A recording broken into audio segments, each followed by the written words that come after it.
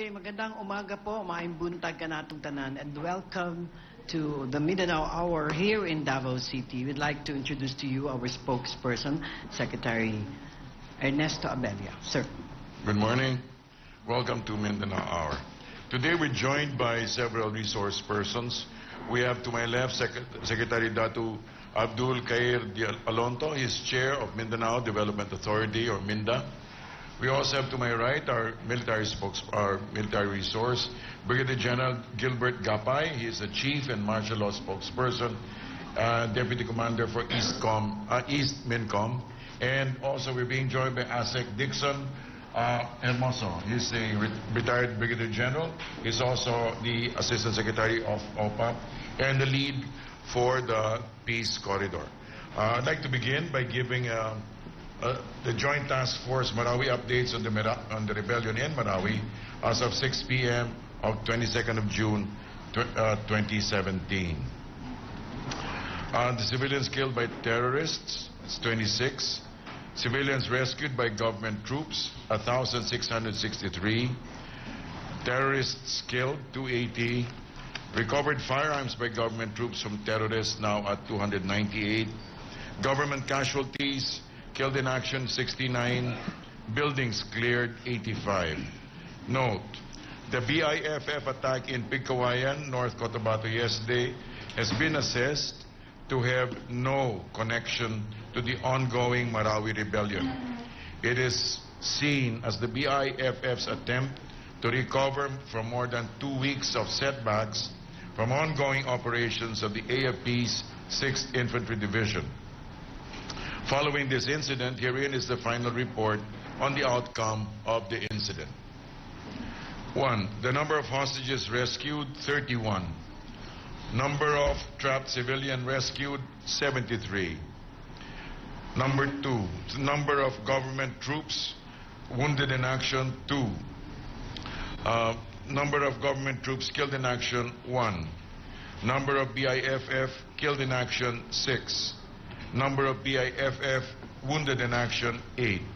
Number of civilians killed in action, 1 killed by BIFF. Number of civilians wounded in action, 1. Number of internally displaced persons, 367 households, or 1,707 individuals.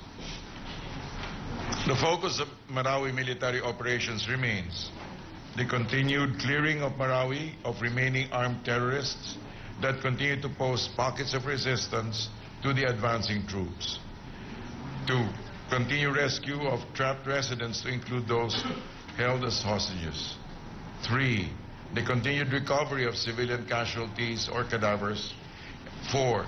Assist the LGU, CSOs, NGOs on relief operations.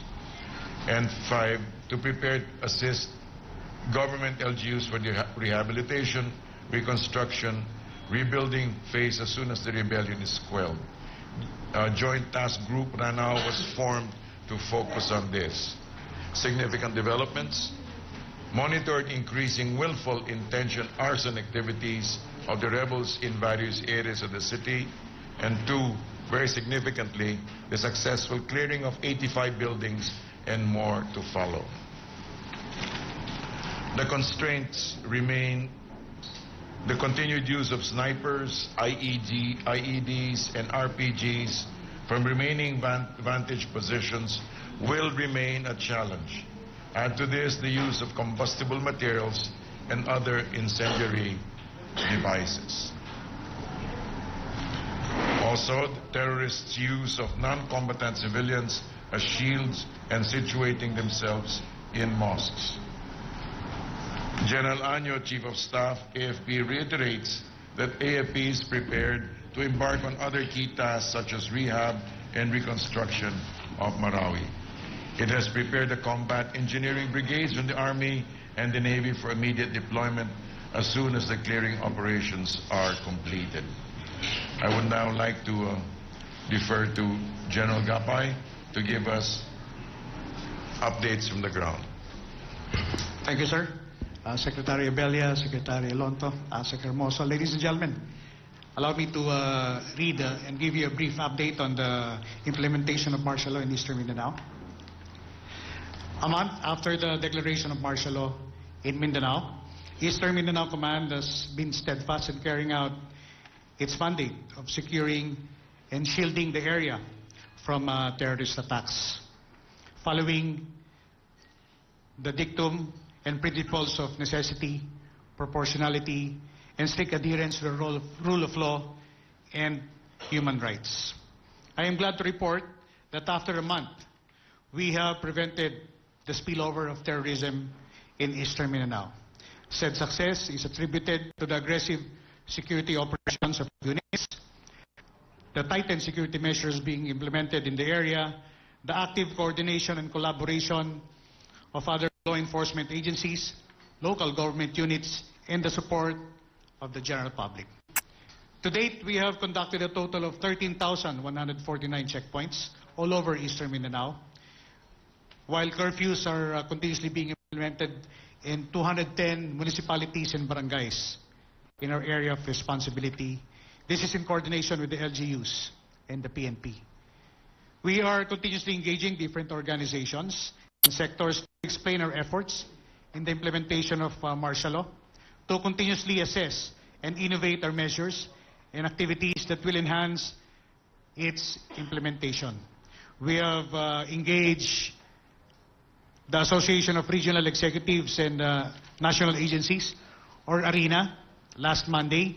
And the other day, we have also engaged the business sector, specifically the Japanese Chamber of Commerce and other member European and American, as well as Canadian chambers of commerce.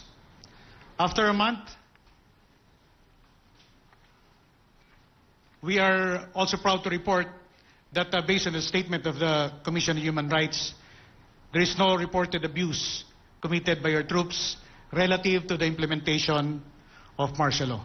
We shall continue to observe the safeguards we have established, like the establishment of the Multi-Sector Advisory Group, legal action or quick reaction teams, continuous troop information education on the rules of engagements, and other guidelines as we continuously implement martial law in Eastern Mindanao.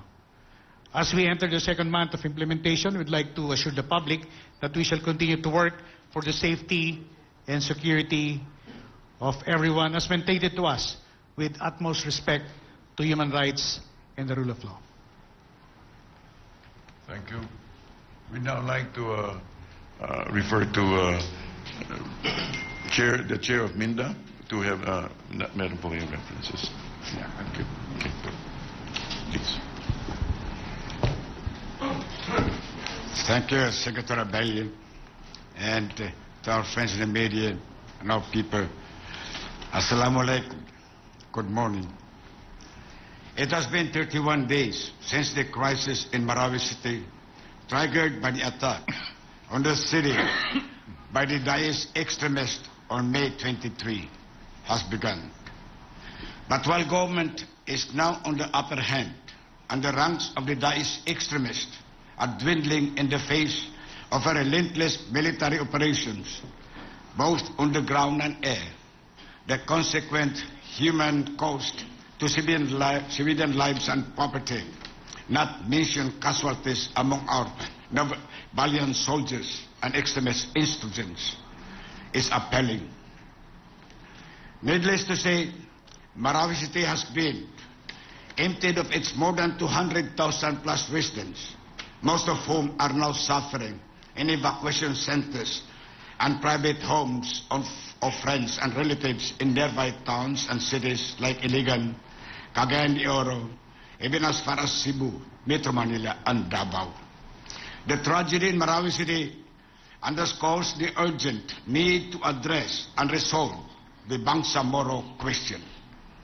It should now be obvious to all, including government and the people of this country, that the failure to address the Bangsamoro question has invited the invasion of foreign Daesh extremism, such as ISIS, which feeds on the frustration of the Bangsamoro people towards failed peace processes with mainstream liberation fronts, as well as the Moros' desperation in the face of historical and current injustices that have breed entrenched poverty and institutionalized social, political, economic, and cultural marginalization under the status quo. The Marawi tragedy should propel us now to look at the merits of federalism as proposed by our beloved brother President, Mayor Rodrigo Roa Duterte. The current unitary state system, which is a carryover from Spanish and American colonialism, has utterly failed not only to resolve the myriad problems besetting this country since its birth as a republic in 1946, but it has absolutely failed to address the root cause of the Bangsamoro question, which invariably fuels conflict and continues to further Sulu. Today, as the violence in Marawi starts to abate, as Daesh ISIS faces inevitable defeat, inshallah, alhamdulillah, thank God, in the hands of our government, armed forces, the preparation for rehabilitation and reconstruction of the devastated city and its people decays and dominates official conversation. But even if such preparation is in order, as it is in the bounden duty of the government to save a beleaguered segment of its national constituency from the horrors of debilitating war and conflict, in the longer term, the resolve to prevent such tragedy from happening again is imperative. It is imperative because of its implications on state security and human security. This means we have to eliminate and or resolve the causes through which Daesh ISIS has been able to find a foothold in the Bangsamoro and lure our desperate youth into this depraved and perverse ideology. It is in this context, thus, that henceforth we have to return to and from focus on the original flagship agenda of the President for system change, the constitutional shift from the present unitary state to federalism. This is not just a matter of reform. It has become a matter of survival for the Philippine state in light of the global menace of Daesh extremism that has, like a mestatizing cancer, now invaded our country through its back door. The Marawi City tragedy ought to jolt us out of our smug complacency and oblivious treatment of the Bangsamoro question. We in the Bangsamoro therefore support without reservation the President's determination to federalize the country through constitutional change. Towards this end, aware of the two conflicting tracks in the separate peace process involving the Moro National Liberation Front and the Moro Islamic Liberation Front of Brother Nomiswari, and their concomitant complexities of proposed convergence, we are determined to immediately convoke, with the official blessings of the President, the All-Moro Convention to expedite exclusively the exclusivity or the participation of all sectors of the Bangsamoro, and as well as the convergence of the two separate tracks, which means the peace agreement in the peace processes with the Moro fronts. The All-Moro Convention will prepare the common Moro platform in the form of a proposed, consolidated, and comprehensive Moro law based on consensus, inclusivity, and convergence, in line and in preparation for federalism, which the Convention will submit to the Constitutional Commission that will prepare the draft of the new Constitution of the Federal Republic of the Philippines, whether for Congress sitting as a Constituent Assembly or for a Constituent Convention. Thank you, and thank you, Mr. Secretary. Thank you, Secretary Alonso. We'd now like to defer to Secretary Dixon Hermoso to give us an update regarding the peace corridor, after which we'll have the Q&A. Good morning to everyone. Last May 29, the President met Kagi Murad Ibrahim of the MILF and the chair of our government implementing panel, Inday Irene Santiago. And from that day on, the establishment of the Peace Corridor should be put up in Ground Zero in Marawi to retrieve and recover trapped civilians and open a humanitarian corridor from Malabang to Marawi City. And it was done on June 2. From then on, when we established the Joint Coordination Monitoring Assistance Team in Malabang, Lanao del Sur, and in Marawi, we get this feedback and reactions from the people that they really denounce what this group, the Mauti and the Abu Sayyaf, did to them in the community. So from that moment on, we were able, in Ground Zero, we were able to retrieve, recover, as of this date, 277 trapped civilians, wounded children, women, elderly, and those are really in need of the humanitarian support. We coordinated this with the emissaries we had to connect us to the Maute, and we bridged this to the government leadership in Marawi City for us to be given a respite of taking out or retrieving the trapped civilians. Other than that, we were able to open up the humanitarian corridor from Malabang for all. We thought that the IDPs of Marawi City in Iligan, there are so many that evacuated to the lake straddling along the Lake Lanao. There are so many, so when we open this corridor, many humanitarian groups already delivering assistance to the beleaguered people of the Lanao del Sur province and Marawi City. So as of this report, there are so many humanitarian groups now delivering relief assistance and medical assistance to the towns surrounding the Lake Lanao. Thank you. Before we go into the Q&A from the media, local media, we'd like to make references to certain questions that have already been texted in. And this one is from Salvaria. Inquirer. What role will Indonesia and Malaysia play in the Marawi conflict? We have a statement regarding the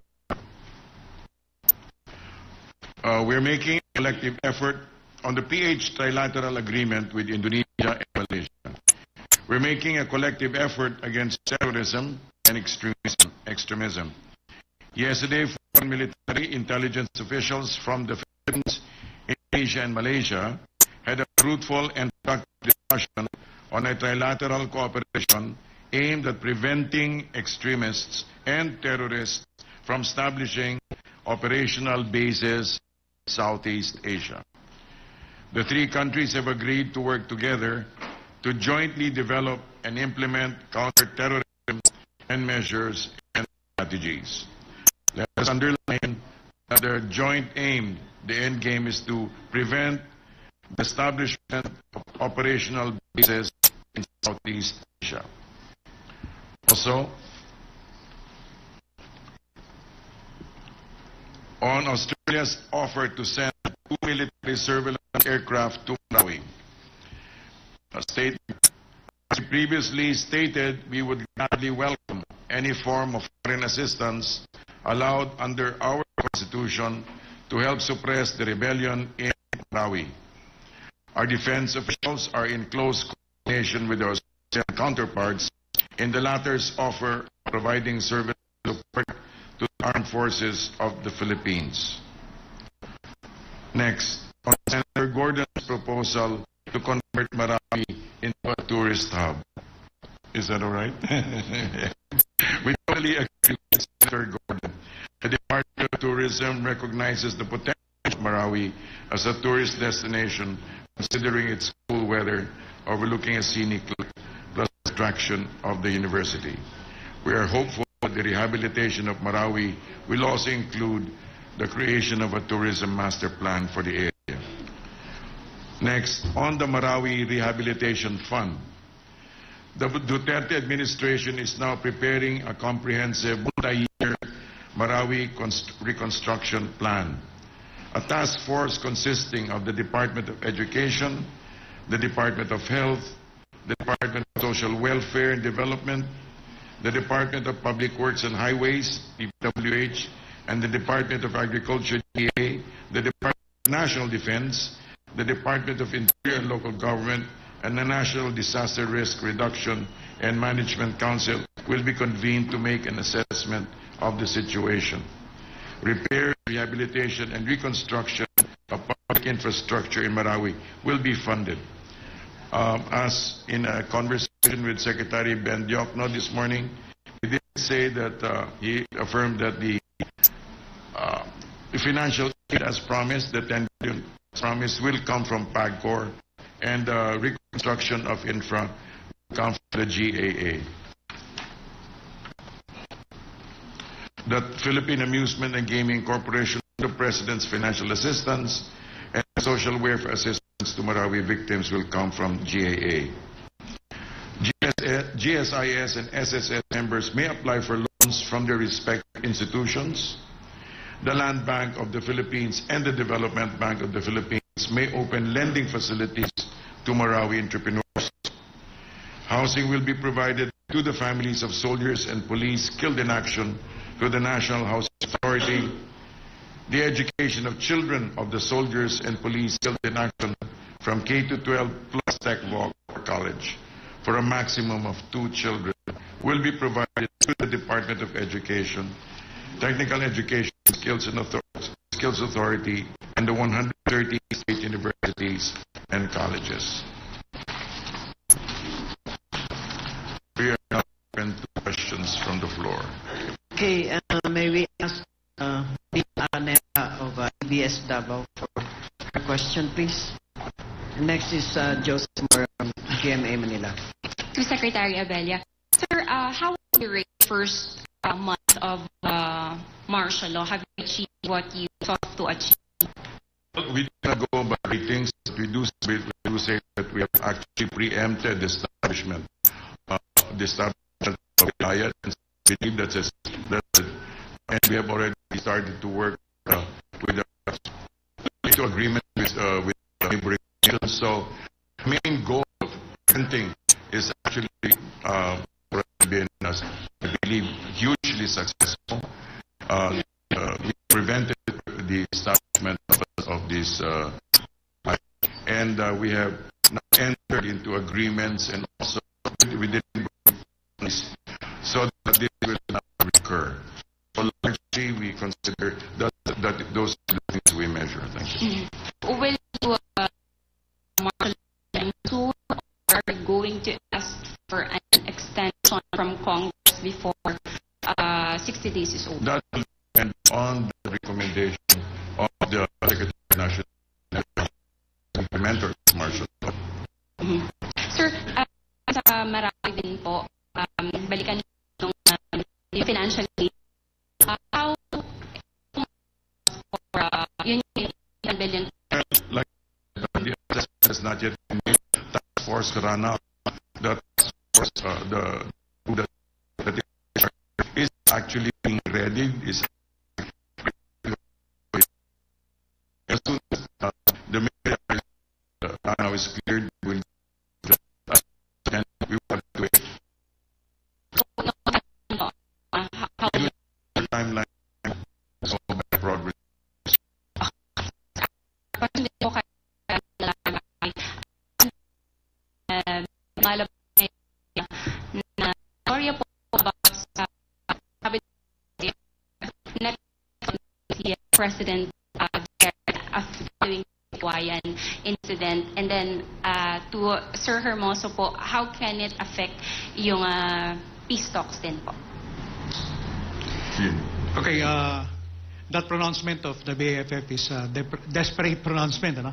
Because what happened in Pigcawayan recently was in retaliation of and somehow a diversionary attack resulting from the setbacks, major setbacks they have been experiencing in their stronghold in Maguindanao, specifically the SPMS backs, because our forces there have also intensified operations against the BAFF. These are complementary operations to our operations in Marawi.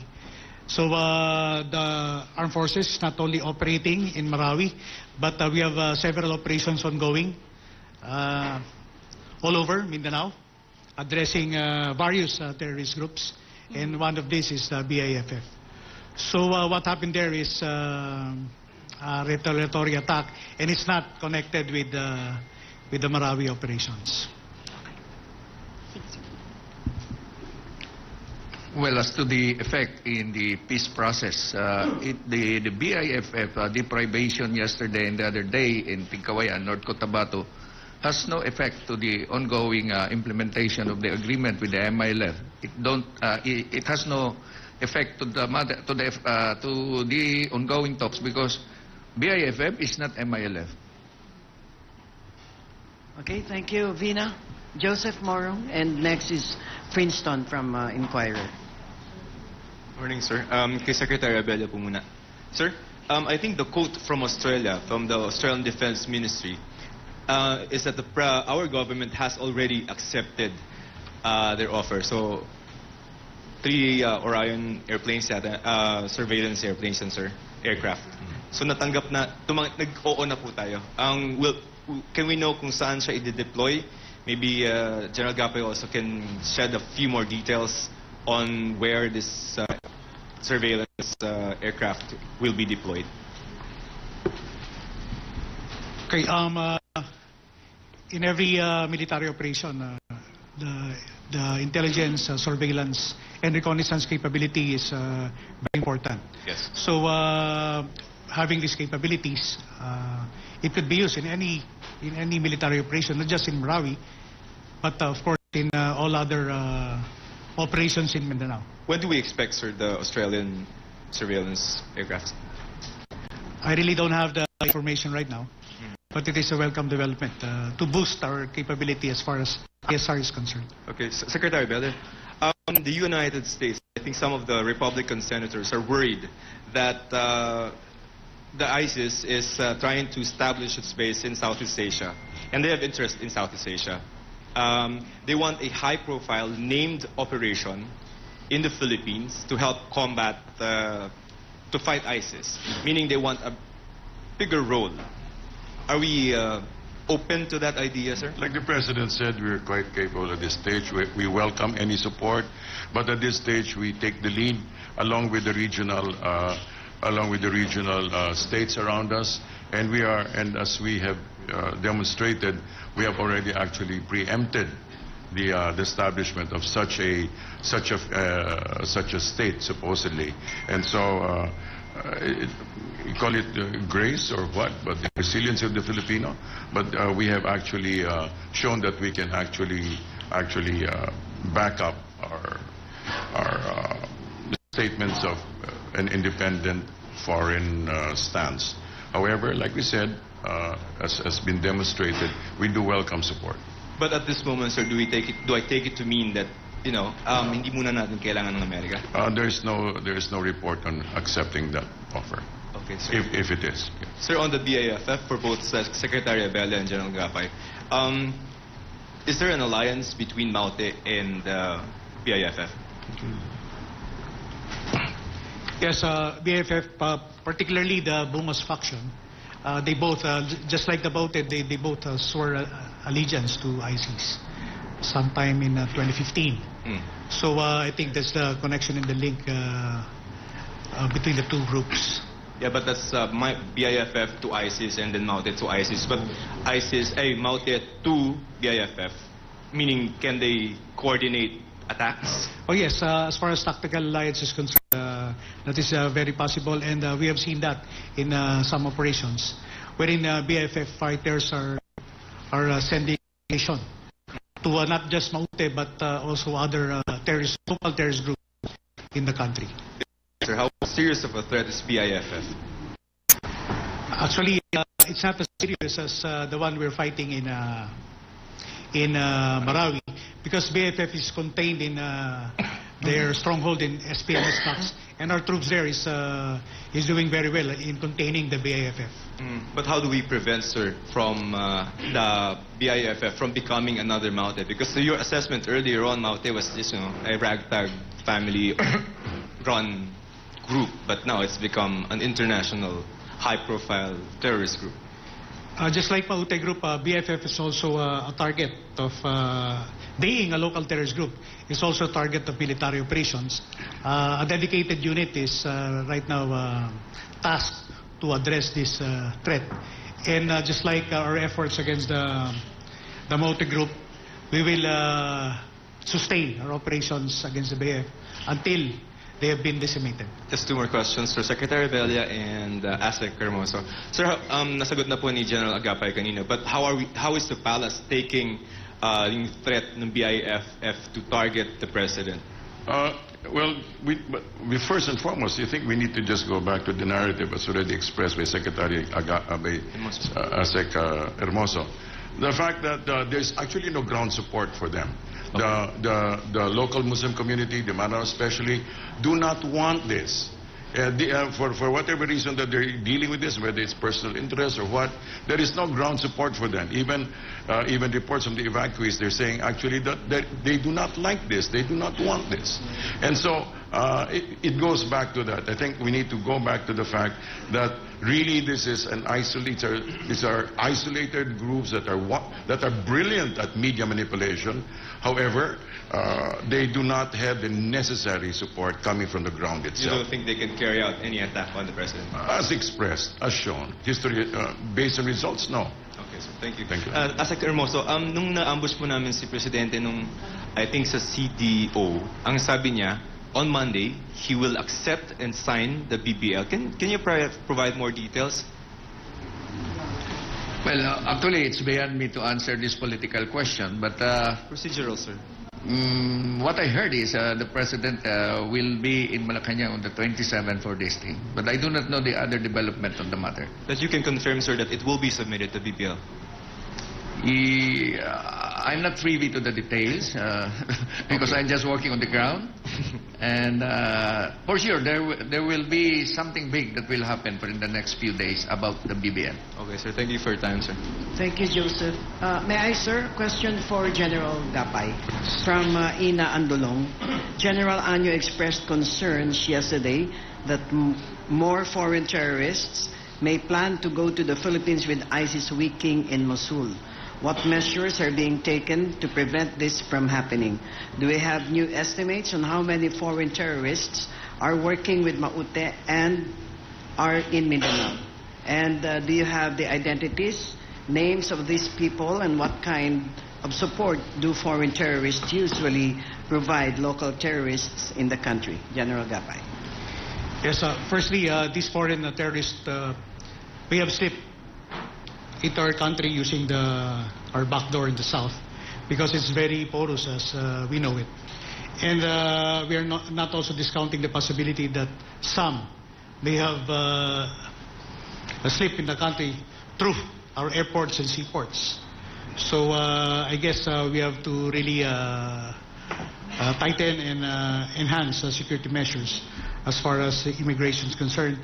But on the part of the military and the security sector, there's really a need to enhance security of our southern backdoor. It's very porous. We need to enhance. We have to intensify maritime patrols.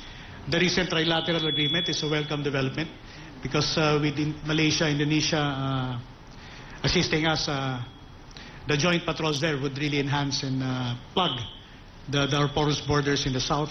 Of course, the exchange of information, the tracking of foreign terrorists would also be helpful. Now, as far as those already in country, based on the latest intelligence report, and as based on the pronouncement of their chief of staff, there are some 40 foreign terrorists in country now. Of course, we have identified them.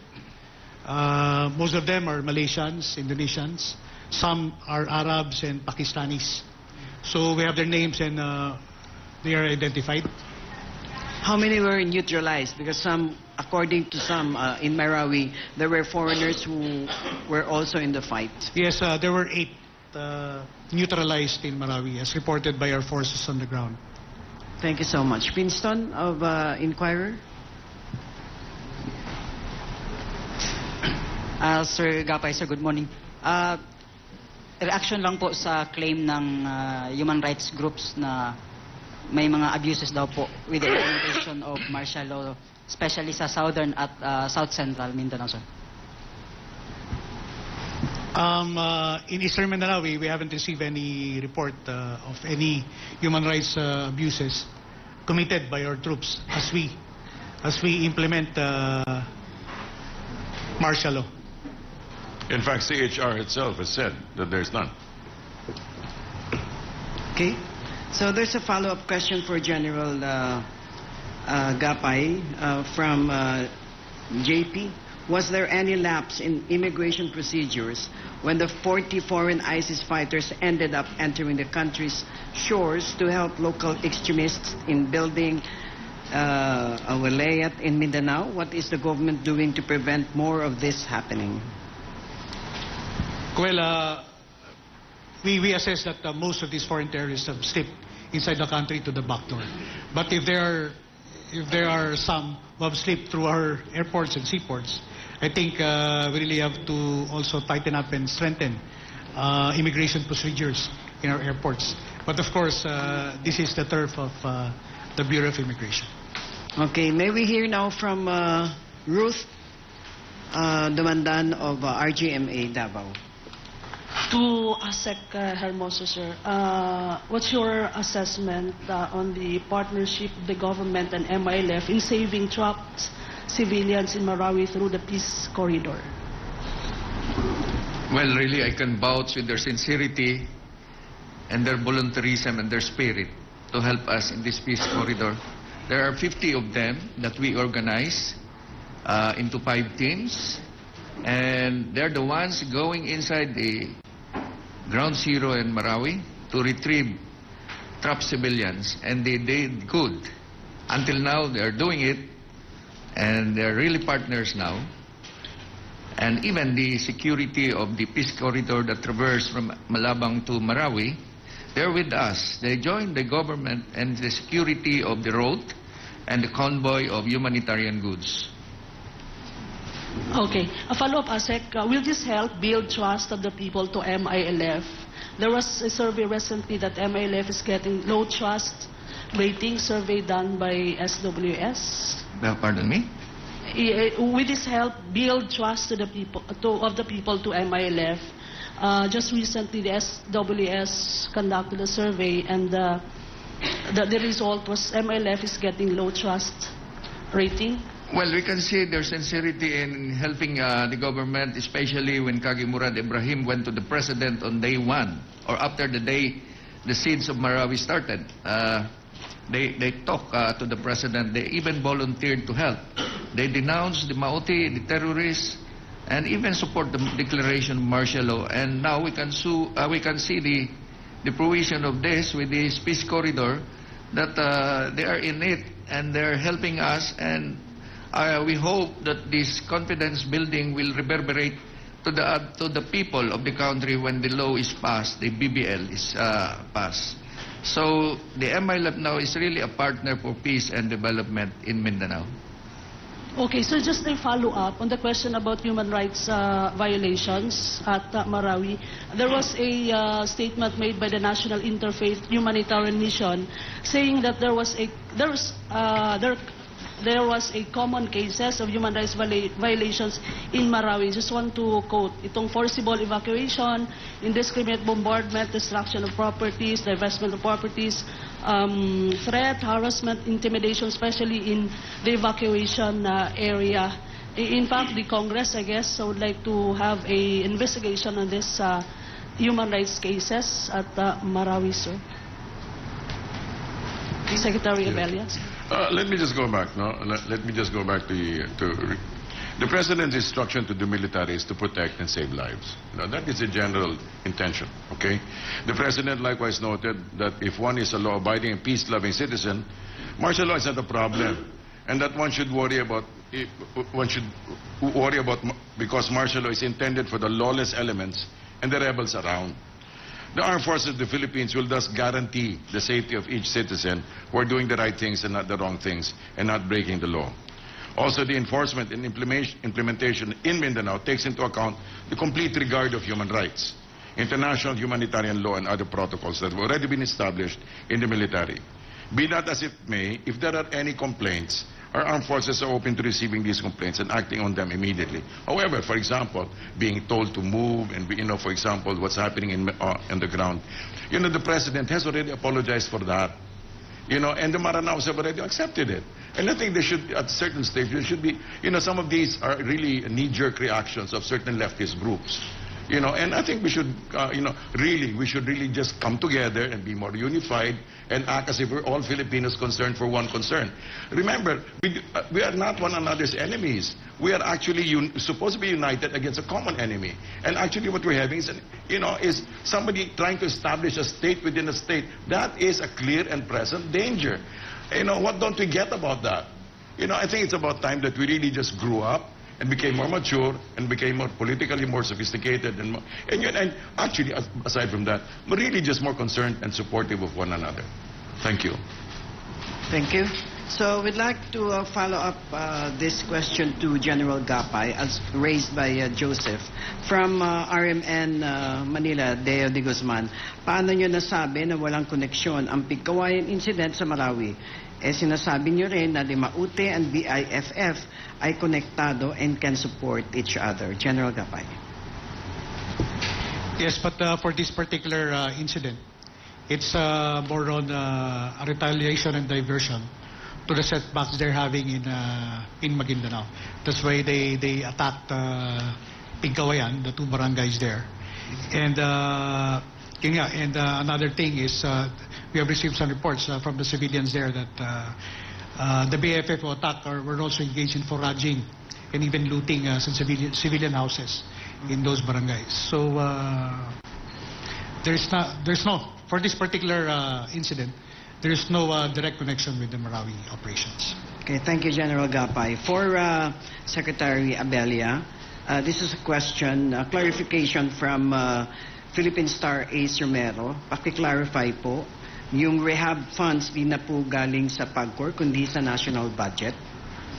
Ano na? Yung PAGCOR, yung rehab funds di na po galing sa PAGCOR. Not from PAGCOR, but from national budget na. Ang nilinaw ko po kanina na yung financial aspect ay magagaling po sa yung financial assistance na ipinangako ng presidente, magagaling po sa PAGCOR, pero yung mga infra, yung ibang mga social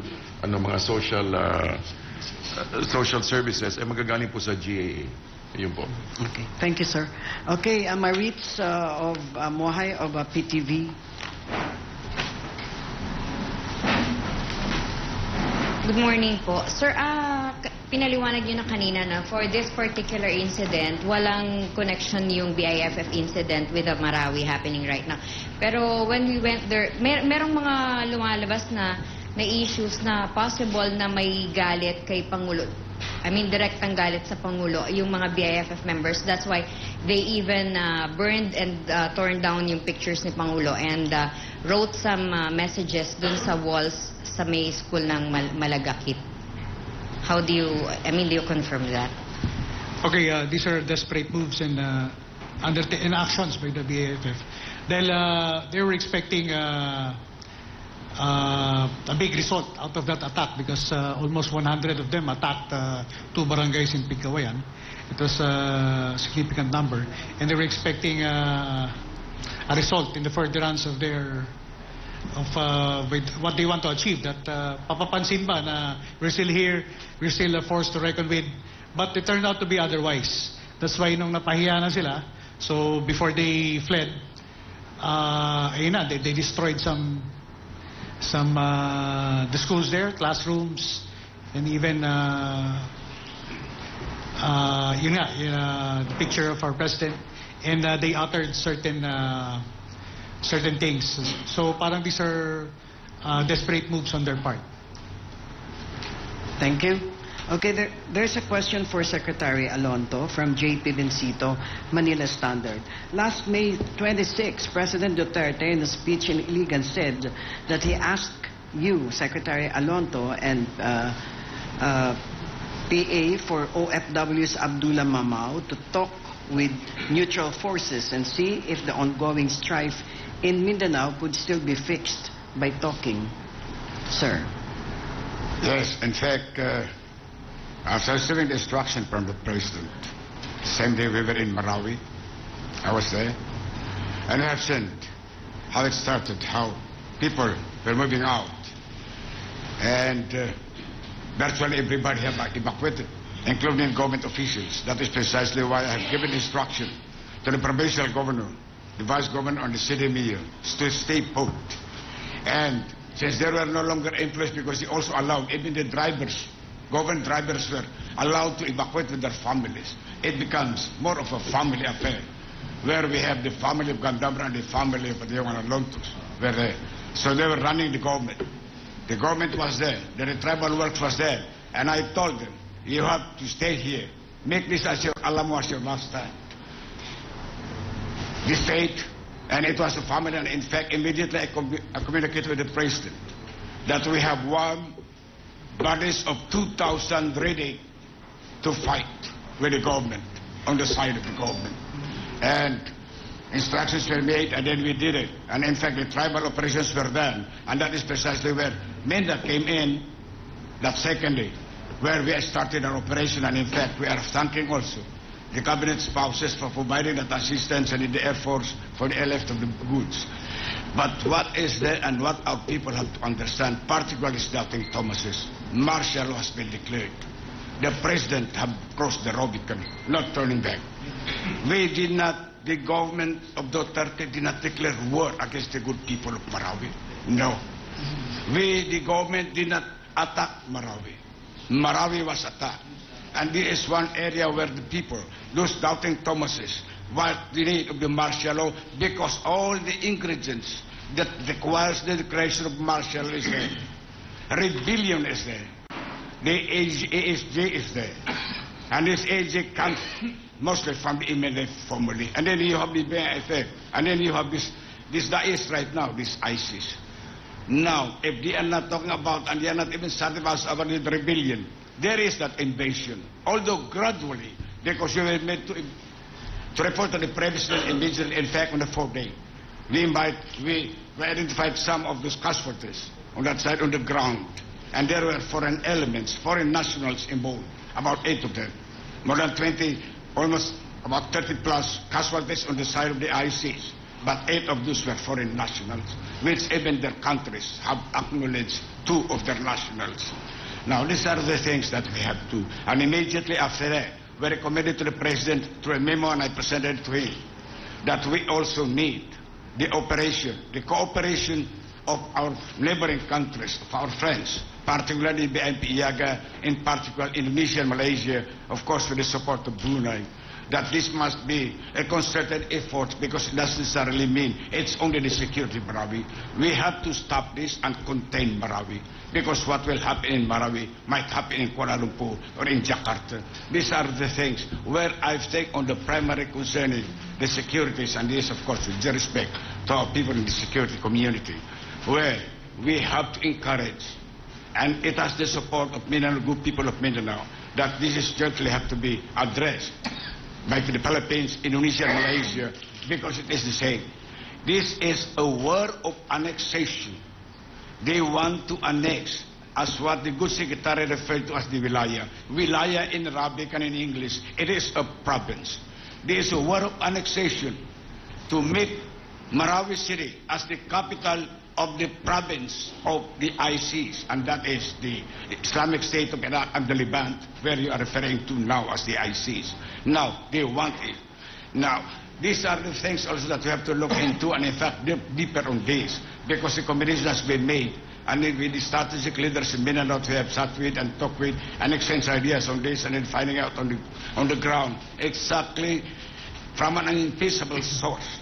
We did it, and we have provided the government all of the supports to the office of the president and to the president himself personally. This is a war of annexation. This is not only a rebellion, and we have to stop it, otherwise the next might be the capitals of our neighbors. And it is happening, what happened in Aleppo, what happened in Syria and in Baghdad and in Iraq must not happen here, but it happened, and it did happen in Marawi. The humanitarian, the damage, the collateral damage has been there, and then this may take some time for us to reconstruct, rehabilitate the area, particularly the lives of these people that suffered and subjected to this barbaric. Not, in fact, this is not a war of religion also, and we want to spell it out. This is not a war of religion. In fact, it is even blasphemous to refer to these people as Muslims, because there is nothing in the Quran that will say that you have to fight and do this and burn your own house. This is even as simple as we have told it, even if your own house that you own it and you build it, you burn it, and you will still have to deal with the government, because that is simple arson. This one, we will attack. And it is, in fact, with the support of our people, came out openly. And we are, in fact, if this will not be resolved, even the extension, if it will be the recommendation of our security people through our martial administrator, the good Secretary Delpin Lorizana, and if they feel that there is a need to extend martial law, then we are asking for it. It must be extended so that we can solve this problem. It will not happen in your city. And mind you, gentlemen, what happened there, as this saying goes, Okay. they have come in the night, and if we knew your life, we will fight as if it is our own. Because if they come in the night, they will come for you in the morning. Thank you, sir. Thank you. Thank you. So there's a follow-up for that. Joanne, you have a question? Yeah, Joanne.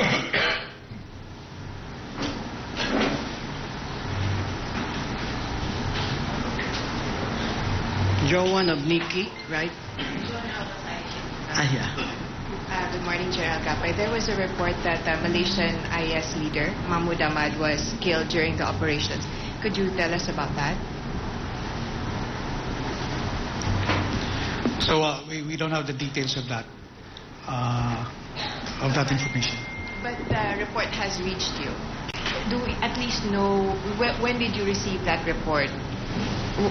Was there any specifics on the reported killing of Mahmoud Ahmad? So far, none. We don't have the details of that report. Okay. As of now. Thank you, Joanne. Sir Gapay, there is another clarification here. Sinabi niyo kasi yung direct threat ng BIFF kay President Duterte ay desperate pronouncement. This is a question from Raymond Tinaza of Bombo Radio. So meaning walang capability ang BIFF to do this. So no need to adjust the security of the President, and the public is assured of his safety. Another question related to this from Hannah Sancho of UNTV.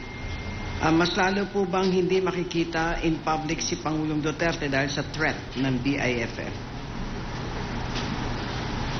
General Gapay.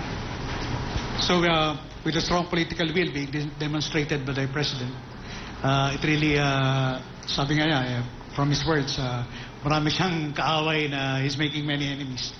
And of course, our PSG, Presidential Security Group, is making some adjustments in this. And of course, security measures are being assessed from time to time for the safety and security of our President.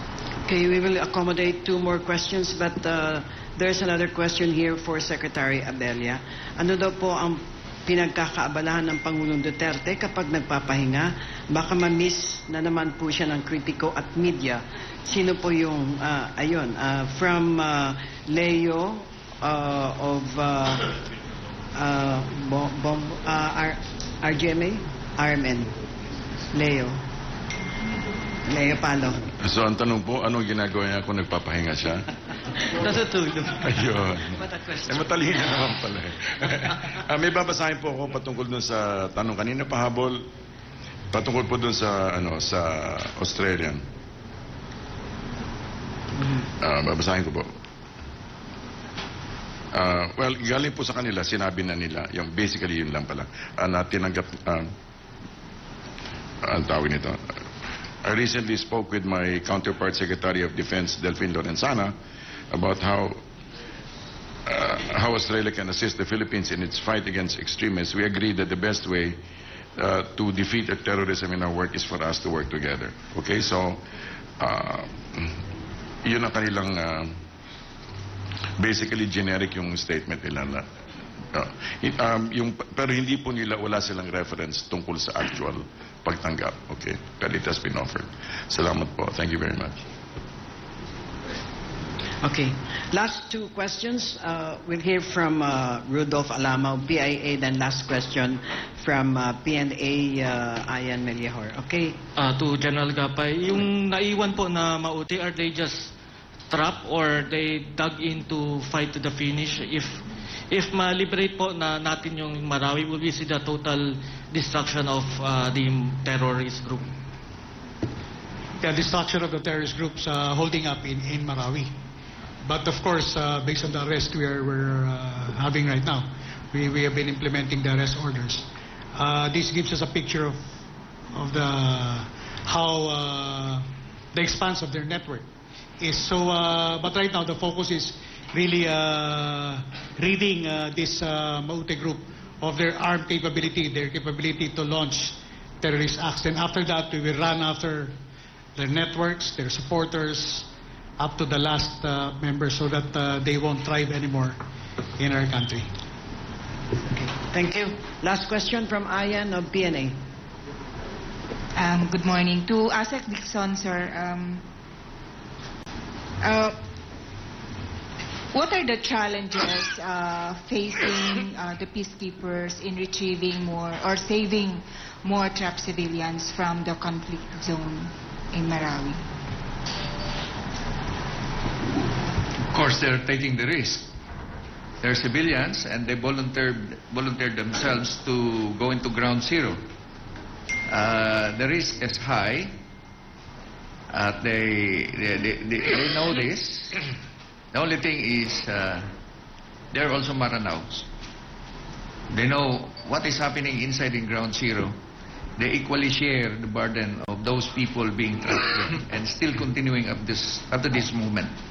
We know na marami pang dapat kunin doon, lalo na yung mga sugatan na civilians, mga bata, matatanda.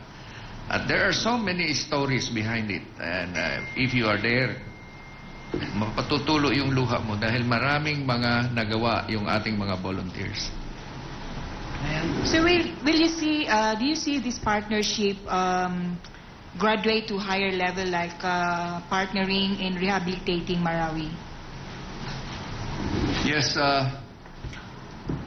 actually, in the incident 2 days ago in Pinkawayan, our ceasefire mechanisms, both in the government and the MILF, worked together in helping the military contain the situation. That two barangays of Malagakit and Simsiman, especially Simsiman in Pinkawayan, is a community of the MILF. So what they did, they blocked that place from the incursion of this BIFF. That is why, if you notice, the BIFF started attacking Barangay Malagakit at 5:30 in the morning, and it ended at 5:30 in the afternoon because also of the help of the MILF. To Gerald Gapay, sir, hindi ba mag-spread yung activities ng BIF sa ibang areas naman ng Mindanao? Based on the reports coming from JTF Central, the BFF during the pursuit operations went back to their stronghold in Maguindanao in SPMS box. So they were contained once again there, and of course security measures are in place to see to it that there will be no spillover here in Eastern Mindanao.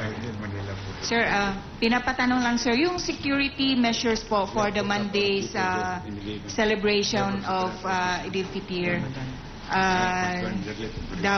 sa areas po ng Eastern Caucasus, given that there are many memos and other texts threatening to conduct atrocities in key cities in the Philippines.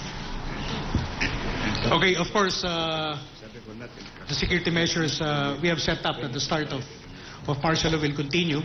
Checkpoints, curfews, security patrols, particularly in the areas where there will be some celebrations for Idil Fitr. But we have also touched base with Maranao communities, Muslim communities here in Eastern Mindanao, and jointly we are crafting extra extra measures, particularly where big celebrations will be held. Okay.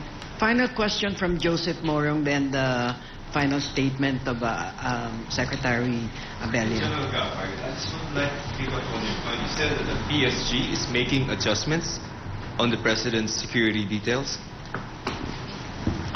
Every engagement is a different one.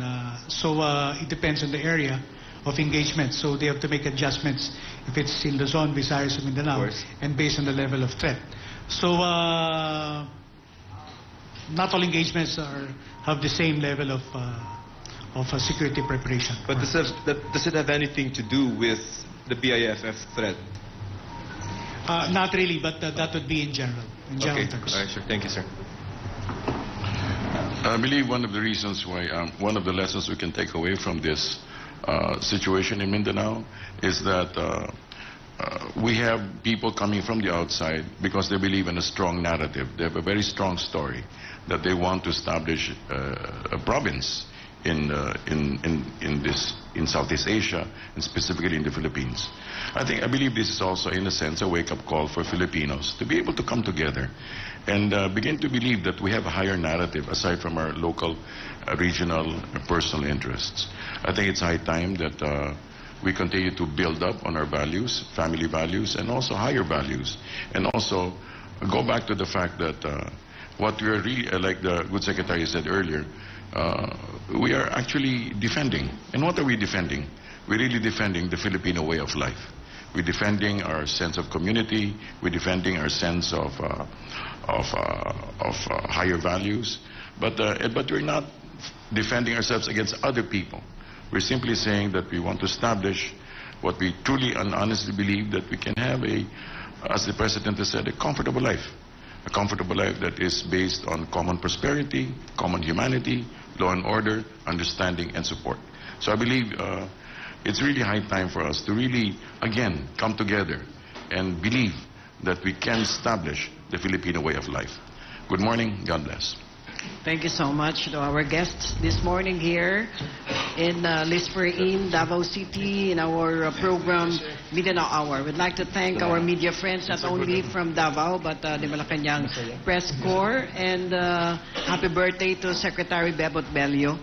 Back to PTV and Radio Pilipinas. Yes. Hear